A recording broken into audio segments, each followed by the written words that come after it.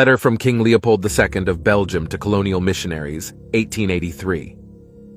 Reverends, fathers, and dear compatriots, the task that is given to fulfill is very delicate and requires much tact.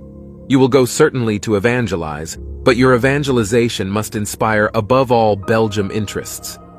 Your principal objective in our mission in the Congo is never to teach the niggers to know God. This they know already. They speak and submit to a Mungu, one Nzambi, one Nzakomba, and what else I don't know. They know that to kill, to sleep with someone else's wife, to lie and to insult is bad. Have courage to admit it. You are not going to teach them what they know already.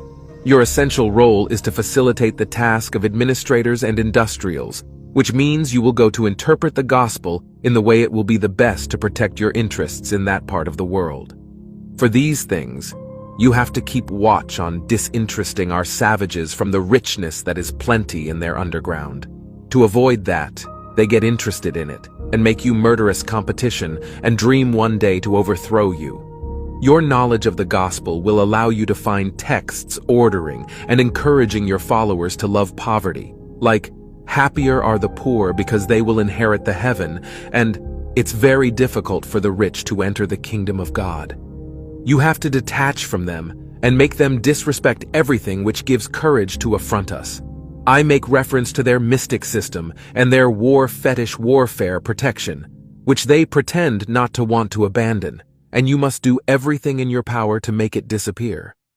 Your action will be directed essentially to the younger ones, for they won't revolt when the recommendation of the priest is contradictory to their parents' teachings.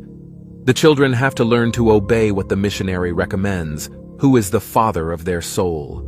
You must singularly insist on their total submission and obedience.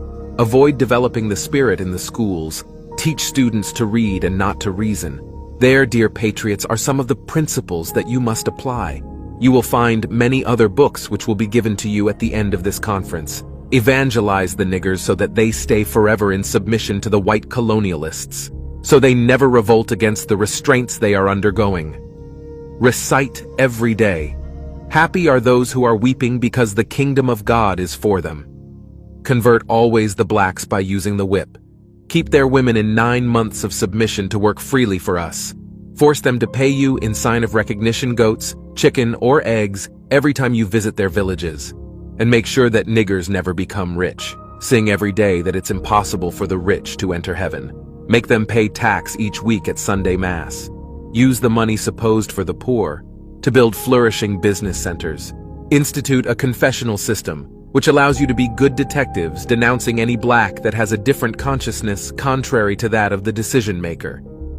Teach the niggers to forget their heroes and to adore only ours. Never present a chair to a black that comes to visit you. Don't give him more than 1 cigarette. Never invite him for dinner even if he gives you a chicken every time you arrive at his house. The speech which shows the real intention of the Christian missionary journey in Africa was exposed to the world by Mr. Mukwani Bukoko, born in the Congo in 1915, and who in 1935, while working in the Congo, bought a second-hand Bible from a Belgian priest who forgot the speech in the Bible. Dr. Chidozie Okoro.